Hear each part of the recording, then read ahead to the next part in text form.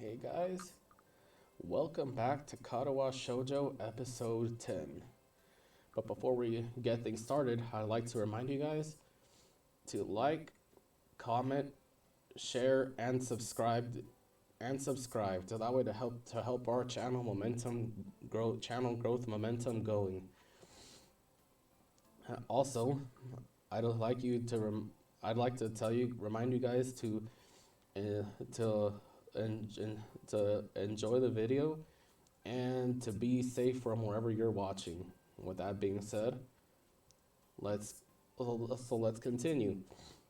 So, what happened last? Kenji went out uh, to to see. We had lunch with Emi and Rin on the roof. We went to pick up some books at the library. Ran into Kenji out on the hallway. He was trying to find out about a math test. And now we're on our way grocery shopping with Lilly. So let's get it. She pauses for a moment, suddenly looking a little lost. That said, Hanako usually comes into town with me. Not lost, but worried. The two do seem to keep regularly close tabs on one another. It's kind of surprising that Hanako would just forget Lily like that. I noticed her reading in the library. She probably just caught up in a book. She lets out a small sigh of relief. Thank you, she has a habit of doing that. Avid reader? Right, she doesn't like being around crowds of people, so reading away from everybody lets her relax a bit. Although she probably didn't intend it. I can't help but grimace as I recall my first meeting with her. Hardly wanting to bring it up, I remain silent as we quietly continue to walk down the quiet road. Tack, tack, tack, tack. With the road bereft of cars and students of Yamaku increasingly far behind us, the quiet rustling of leaves and the measured tapping of Lily's cane against the sidewalk are all that can be heard. It's kind of nice, especially compared to the hustle and bustle of where I used to live. Before I know it, I've relaxed so much that a loud yawn escapes before I can control it. Tired? Yeah, I've been running ragged these past few days. That's an understatement, to be sure. Transferring into a different school would be bad enough, but nothing like this. Well, hopefully everything should settle down for you. The festival's got everyone in a bin right now, and you've been plopped right in the middle of things. For a moment, I hesitate, but given her apparent tolerance for frankness, I decide to give my full thoughts. I guess Yamaku's kind of a different, though. I mean, the formality of surrounding everything is isolation around it. Not to mention the most obvious difference. It's kind of a whole different mindset. I suppose I'll get used to it though in time. She gives a matter of fact nod, apparently pleased with my answer. It feels almost as if she included me in the flock of students she's shepherding along with class 3-2 and Hanako. Well, not that I mind. It's nice to get these thoughts off my chest in any case. Looking on the bright side, one could see it as a chance for a new beginning. You should cherish the ability to make a few friends.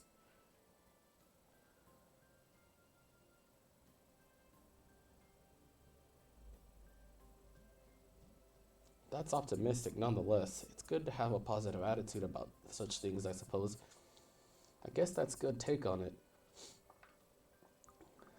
Walking on down the road, she seems to become somewhat unsettled. Before I can ask what's on her mind, she seems to collect herself and speaks up about something else. So, where in town are you going? That's actually a pretty good question. I'd come to buy food, but the layout of the place is still really foreign to me. I intend to just wander around to see what I could find, but with the sunset already approaching and the nightfall not too far away, that doesn't seem very wise. I'm gonna have to ask her for directions. Again. I was going to go get some food, but now that you mention it, I don't really know the way. Well now, well now this is quite lucky. Well now this is quite lucky. I was just going to go to the convenience store myself. Looks like I'll be in your care again then. Thanks. Together we walk to the store. My pace is carefully slowed to remain beside her. Compared to my usual walking pace, hers is quite a bit slower. Not that it's without reason. After what couldn't be more than several minutes, I catch sight of our objective. This this town is pretty small. Without further ado, we make our way inside with a greeting from the counter. Mind if I tag along with you? Usually Hanako would help me, but seeing as she's not here, it takes a moment before I realize what she means. Considering that she wouldn't be able to read any of the labels, shopping without any help wouldn't be a big pain for her. That said, I can't shake the feeling she'd had this idea since I was coming here. Sure, it'd be my pleasure. I grabbed two well-used red baskets from the small stack beside the entrance, handing one to Lilly. She lays it on the ground, putting her school bag in, retracting her cane and sliding it in through the basket's handles before picking it back up in her right hand. Wait, if she doesn't use her cane... Before I can complete that thought, she comes beside me and pinches the cuff of my uniform in her slender fingers. Is this alright? Ah, sure. I have no reason not to accept. I can think of worse things than shopping with a pretty girl holding on to me, even if it is out of necessity. We navigate our way through the store, not one of the occasional passing customers seeming to bat an eyelid.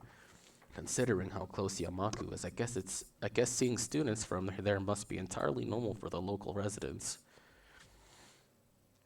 As we reach aisle, as we reach each aisle, I quickly check with Lily and find out what she needs.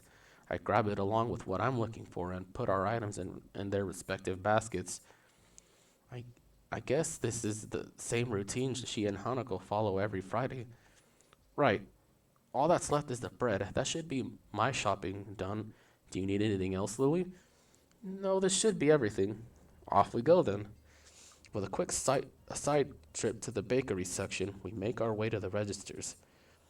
The line, thankfully, is almost non-existent. It's not long before we're both paid for our food and we head out the door. As Lily retrieves her cane and extends it to full length, I waste a minute looking upwards at the sky while holding both of our bags. For a moment, I try to make clouds with my breath. Summer's heat doesn't seem to cooperate. Eventually, she rights herself, taking a quick stretch before taking her bag and leaving me to my two. You tired as well? The festival preparations have been complete chaos. Shizune's breathing down my neck doesn't exactly help things either. Hey, she's only trying to get everything organized. Better now than later, right? I suppose I'm going to enjoy relaxing in town tomorrow, that's for certain. I guess the festival preparations must be taking their toll on both of them. We walk out of the quiet street, talking between ourselves as we carry our bags of food and supplies from the store. Wait, what's that? I notice a very distinctive figure making its way toward us, silhouetted by the street lamps. For a second, I think it's another male student from my class, but as he, or should I say she, gets closer, I recognize her quickly. Rin? What are you doing out here so late? Rin? Lily perks her head, looking like she's trying to focus on listening more keenly. It suddenly comes to me that I should probably interpret the scene for her. It's Rin. Tezuka. I think that's her last name from our school. She stiffens at the name and gives a complicated-looking expression, something like a forced fusion of a composed smile and a painful cringe. Ah, I understand. I guess Lily knows Rin too. Rin turns to look at us, looking terribly out of it. I'm not entirely sure if she recognizes either of us, or at least she doesn't acknowledge it if she does. She looks like a zombie, or a statue of a zombie. But slowly, some symptoms of understanding seem to light in her dark eyes. This is something she must react to. Rin blinks once, very thoroughly. Hello. There was an awkward pause, everyone waiting for someone else to say something. What are you doing out here this late? I I was wondering about that myself too just now. Some people asked that just before. I assumed they were wondering the same. I didn't know I didn't know they didn't know either. I asked. That's why I'm wondering. So that was pretty much it. A murder mystery without a murder. They were going that way. She turns facing her right in order to demonstrate the direction that the other people went to, as if that was important. Then she rotates back a little like a mechanical puppet in one of those overly complicated clockworks. For a person who gives off an impression of being the quiet type, Bryn really does use a lot of words to say things that don't need a lot to be said. Unsure if she's finished, I say nothing. Neither does Lily, who seems equally robbed of words for the time being. I think that both of us are, in fact, the first sacred of any response might provoke her to continue. Our stupefied lack of reaction doesn't faze Rin at all. Keeps looking at us unexpectedly to calm a hint of expression on her blank face. She seems to be that kind of person, always so relaxed.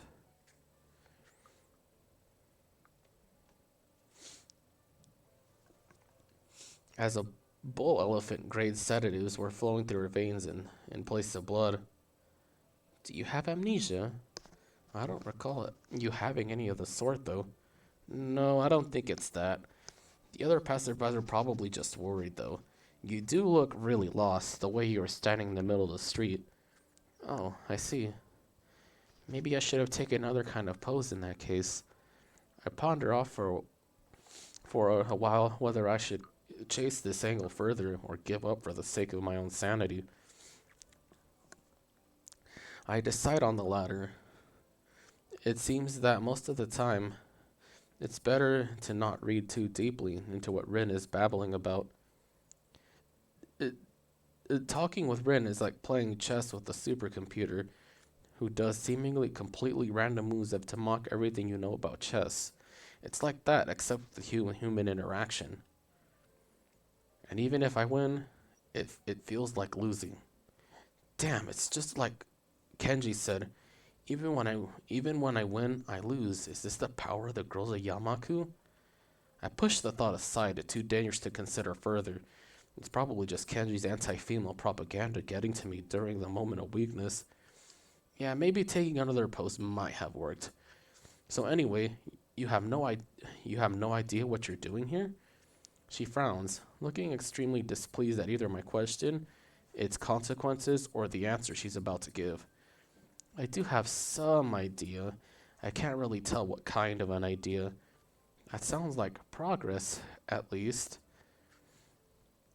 Lily sounds as if she spotted an opening for some kind of discernibly normal conversation. I can't say I share her optimism. Yes, there is some. Definitely, the rest will come later. I'm sure of it. I always have reasons. The, en- the ensuing delicate silence kills Lily's hopes all too visibly. That didn't last long. Rin, as far as I can tell, unbased assurances aside, what should be done? We could just leave her to her own devices, whatever those are. But it's late, and I don't think we'll be getting any thanks if Rin is, if Rin is found standing here in the middle of the night, which is probably will, unless she managed to remember what she was doing in the first place. As for me trying to guess what that might have been going on her mind when she decided to embark on this adventure, the chances seem to be on par with winning the lottery. Several times in a row. Lily's oddly quiet too. I appreciate some support from the sidelines here, especially if she's more familiar with Rin than I am. But it can't be helped. It seems her familiarity with Rin is exactly why she's staying subdued. So I assume you were going somewhere, not coming back to the school. Any idea where? Her eyes widen in shock and she jolts back in somewhat artificial way, making it seem like an act rehearsed for situations like this. Are you a mind reader? Is that your disability? How unique. No, what? Why would you think that? You knew what I was doing. Yeah, I was just an educated guess. We walked this time in the same street in northern direction just before we get to the store. If you were going to the school, we would have met you on the way. Oh, she looks a little disappointed. Like Kenji, Rin appears to jump to completely irrational conclusions. Maybe it's something in the water here.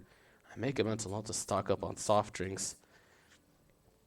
You know, that is the second time this week someone asked me about mind reader. Do I really give off that impression? Rin shrugs her shoulders, which is all the answer I get. You know, maybe you should come back with us to the school. Lilly interjects as I'm about to further debunk my alleged mind reading capabilities. She sounds rather concerned, the paper thin smile of the face battily disguising the fact. Maybe she came to the same conclusion as I did. For everyone's sake, I decided to let the mind reading topic drop, as it's entirely inane anyway. Yeah, Lily's right. If you can't remember, there's no point in staying here.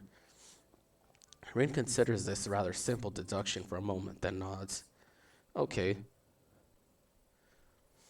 We start towards the school again, having wasted way more time than necessary with this episode.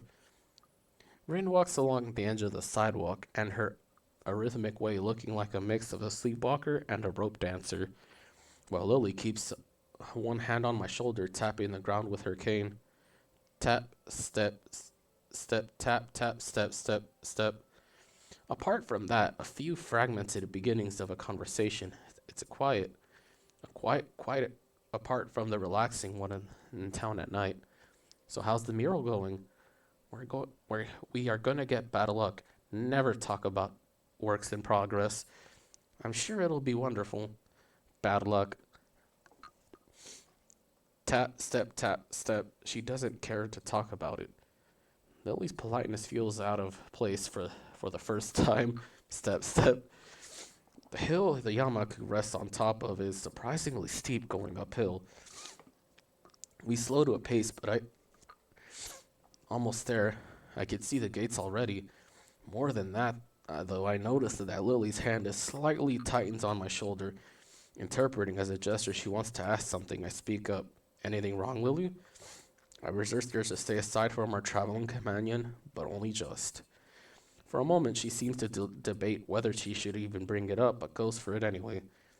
Is everything all right? All right? All right? How do you mean? The fact that I can't interpret her incredibly vague question puts her off for a second. It's just, you seem tired. Unusually tired, I guess. Now that she brings it up, I notice that my breathing is strangely heavy. The uphill walk has really done a job on me. Lily noticed it all too quickly. It's alright, I just need to catch my breath. My condition isn't the best these days. Oh? Is that something related to you being transferred here, I mean? She cuts herself off rather abruptly, maybe realizing that being a bit intrusive.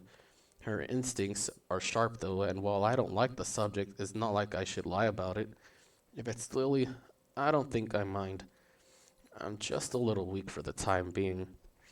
Hanako said you looked fairly healthy, so I naturally thought. Lily doesn't finish her sentence again, letting it trail off with a measure of concern. As she furrows her brow, Lily's uncomfortable expression spurs me to say at least something to ease her feelings. It's surprising she's this flustered considering her straightforward attitude with her own blindness. She must know that not all share her own comfort about such things. No, it's okay. I have a pretty I guess the best way to put it would be messed up heart arrhythmia. I had a bad heart attack a while ago because of it, and spent most of the spring in hospital in a hospital. I ended up in Yamaku on doctor's orders. She she silently nods her head in acknowledgement. My answer, though, only seems to make Lily furrow her brow even further. She doesn't seem to quite know how to react, given we don't really know each other all that well. I can't really fault her for it, given I have the exact same reaction.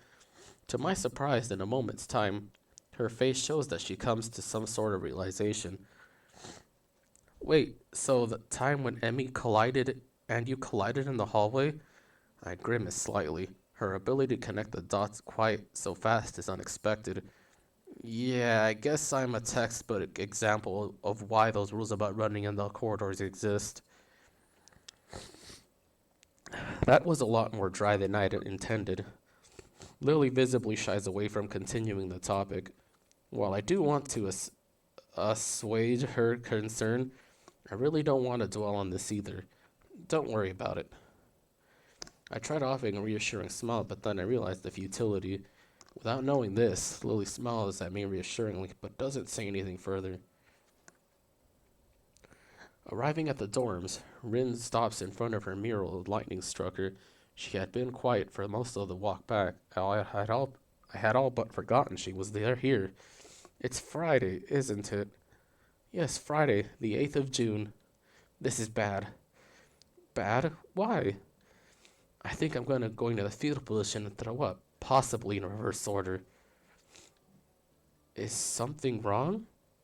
No, nothing is wrong. It's Friday and nothing is wrong yet. This mural is going to need to be finished by Sunday, so everything is alright. Do you have any drugs or a time machine? This is not good. Not good.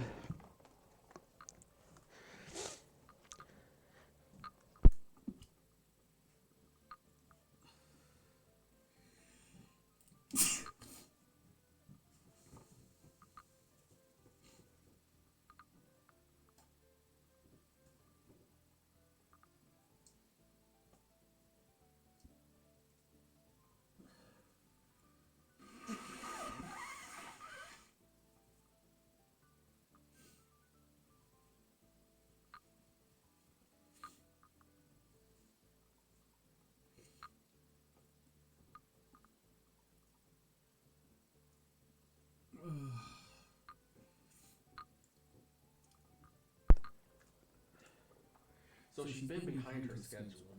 Recalling Shizune's exasperation and Ren's carefree attitude for several days ago. So I don't know what to think. She has left herself open for a told you so unless she can pull off whatever she needs to pull off by Sunday morning. Ren keeps staring at her mirror, looking as mortified as she can. Leave me. I'm going to need to work for a while. I glance at Lily, expecting her to share an incredulous look with me as I roll my eyes, but I realize she's not the one to do that kind of thing. Leave me. We do, of course, not wanting to aggravate her any more than she already is.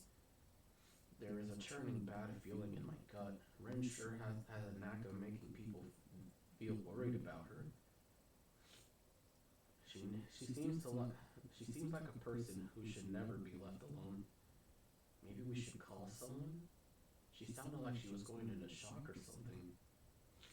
I'm sure she'll be just fine. She's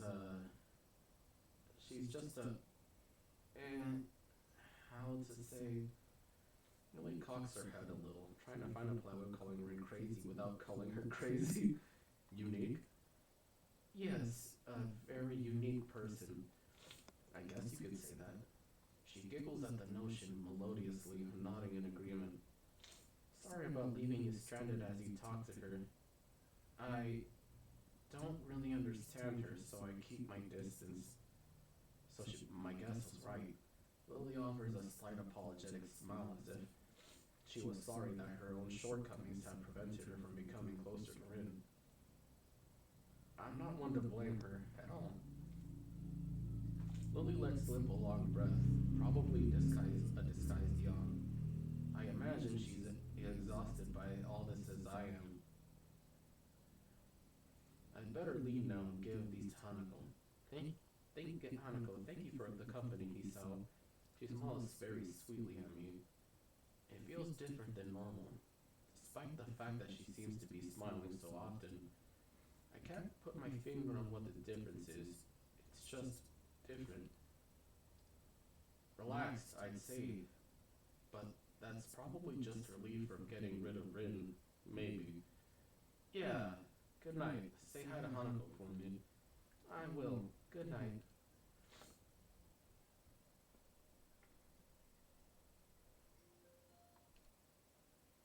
The students roll into class for the Saturday morning session, each and every one of them sporting the tired eyes of people who have worked through the night. With only one left, with only one day left to prepare, I suppose it's no surprising, not so surprising. Thankfully, we only have to suffer through the classes until the lunch break, and then our time is our own. Moto lurches into class as a tired stranger. I suppose students aren't the only people out here that enjoy late Friday nights. Without saying a word, he scrawls some page and question numbers on the board and slumps down at his desk. It's completely atypical behavior for him, but it appears that no one in the class is going to call him out on it. Wordlessly, the students shuffle to their textbooks in a position and get to work. Not wanting to break the trend, I do the same. Fatigue has made me the class antisocial. Not a peep is heard on the ruffling papers. That can partially be attributed to the two empty seats beside me. For some reason, Misha and Shizune aren't present, probably doing council work for the festival. It's very quiet without Misha present. I wonder if she was born as rowdy as she is, or if she is making up for Shizune's lack of voice. Nakai, can I speak to you for a moment? I'm so engrossed in thinking about Misha that I don't even notice Moto approaching my desk. Sure. What's this about? It's probably better if we speak outside the classroom. Something doesn't sound too good, but I stand up and follow him out of the hallway. Moto stands in the hallway, scratching his head as he works out what he's trying to say, not knowing what's going on. I wait silently. So tell me, how are things? Things? I expected Moto to be a little vague, but this is pushing the limits. You know, things. You've had a week to settle in now, so how are things? Fine, I guess. I see. And how is your condition? The pause before condition seemed a little unnecessary. Haven't had any problems so far. A brief shimmer of relief passes across Moto's face. Good, that's good. The school nurse was a little concerned that you might have been pushing yourself a little too hard. He asked me to keep an eye on you when he couldn't. That makes sense. I ask that you don't blow us off so freely. As much as we try to give you the level of education that you would get at a normal school, you have to realize that you have limits. Our school is to make sure that you know where those limits are and how to maximize your potential within them. Do you follow me? I mean, I didn't plan on doing anything stupid. Well, that's a start, I guess. So then, on to my next question. How are you finding your studies? I understand you were laid up for a while. Weren't too far ahead, are we? I don't really think so. I tried to keep up when I was in the hospital, so it hasn't been too hard. Moto taps his chin and raises an eyebrow as he absorbs his information. Is that so? I suppose there are still students out there who realize the importance of learning. I wouldn't go that far. I was only trying to keep myself occupied in my little life support prison. Well, yeah, you've got to keep up those things, right? That's exactly it. Only one wrong move in this world and you're left behind, right? Right. Wouldn't want that to happen. No, you wouldn't. Every week there is a new scientific discovery.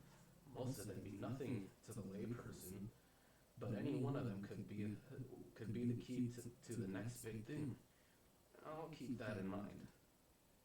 It's obvious that Moto's serious talk is over and he's gone back to his standard, slightly scatterbrained approach to life. And with that being said, that's all the time that we have for now. But before I cut things off, though, I'd like to remind you guys to like, comment, and share the video and to subscribe. And also, my socials are in the description below, along with the link to join the Discord server.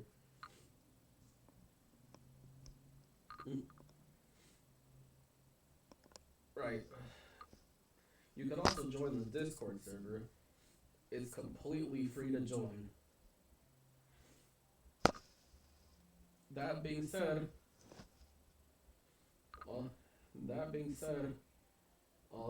I also live stream on Mondays and Fridays, 8 p.m. PST. As always, I'll see you guys in the next one. Peace.